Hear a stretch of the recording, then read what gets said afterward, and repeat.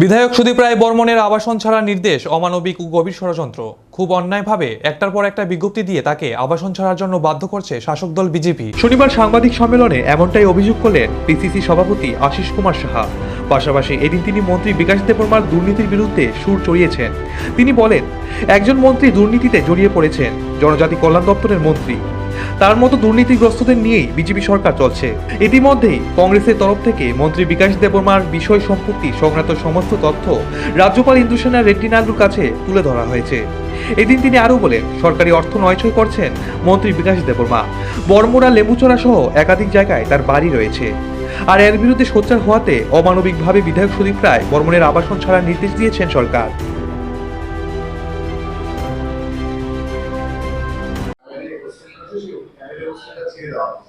এর আগেও দুবার পরপরই জিতে দেওয়া হতো।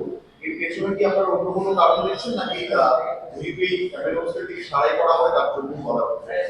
দেখুন, আমি অত্যন্ত দুঃখের সঙ্গে বলছি, এটা অত্যন্ত অমানবিক এবং আমি বলবো যে অন্যায়ভাবে করা হচ্ছে।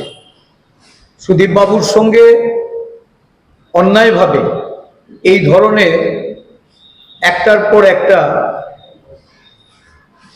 তারা বিজ্ঞপ্তি দিয়ে ওনাকে এই হোস্টেল ছাড়ার জন্য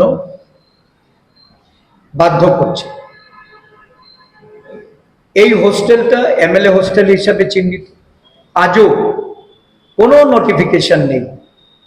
ছোট্ট একটা সাইনবোর্ড লাগানো আছে যে এটা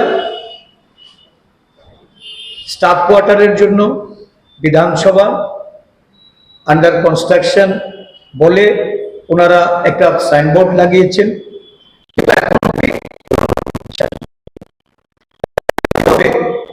যে এটা আমাদের এখন তাছাড়া সুদীপবাবু সিনিয়র একজন লেজিসলেচার, বাই ইলেকশন 7বারের উনি বিধায়ক। আজকে এই বিধানসভার যারাই অ্যাসেম্বলিতে আবাসস্থলে যারা আছে, এটা ঠিক যে কিছুটা বয়সের কারণে, কিছুটা অবস্থানগত দিক থেকে সেখানে ম্যাচিং এর একটা অভাব।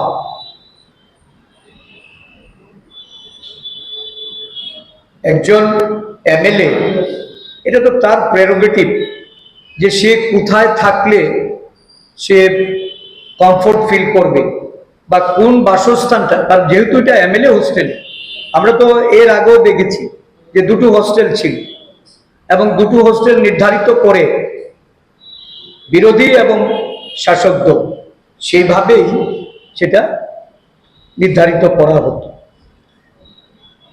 কিন্তু এর পেছনে আমি মনে করি একটা গভীর ষড়যন্ত্র আছে।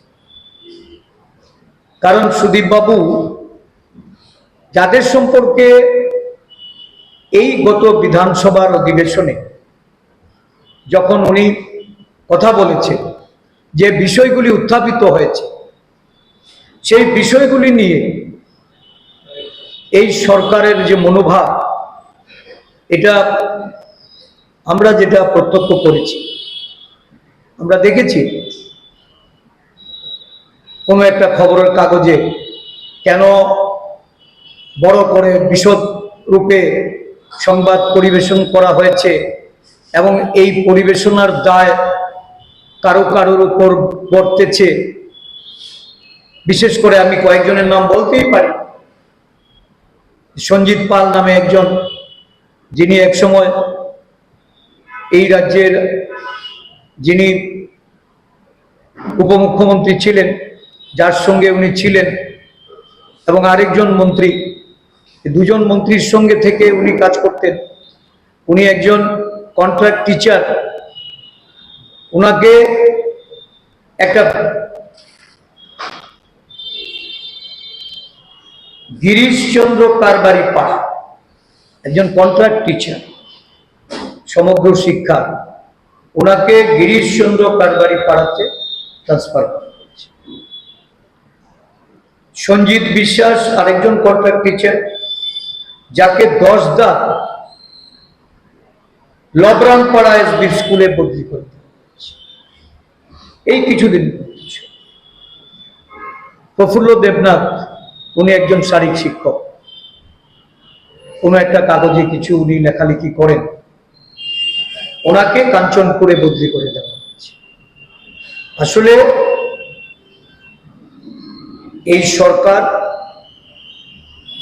দুর্নীতিগ্রস্ত, দুর্নীতিতে জড়িত এবং দুর্নীতিগ্রস্তদের তাদেরকে সহায়তা করার জন্য এই সরকার তার সুশাসনের বাণী শুনিয়ে মানুষকে বিভ্রান্ত করে সরকারি অর্থ লোপাটে লিপ্ত।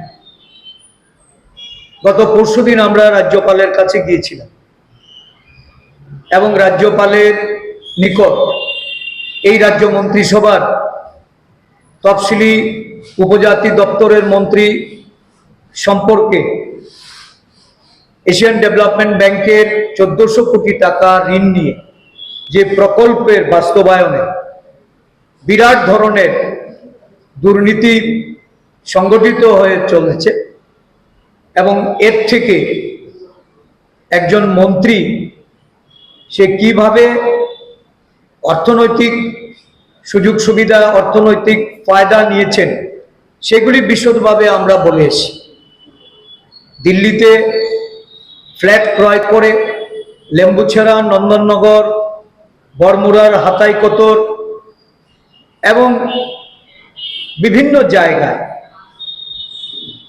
ক্রয় করেছেন, বাড়ি নির্মাণ করছেন এবং দেখা গেছে তার যে নির্বাচন কমিশনের কাছে দেওয়া এফিডেভিট মূলে যে অর্থরাশি দেখানো হয়েছে আর বর্তমানে এই গত 1 বছর 5 মাসে যে ভূ সম্পত্তি সহ অর্থনৈতিকভাবে ওনার যে মালিকানা, 2টো পেট্রোল পাম্পের মালিকানা, সবকিছু মিলিয়ে এটা কোনোভাবেই এই অ্যাফিডেভিট মূলে ওনার যে আর্থিক অবস্থা এটা ম্যাচ করছে।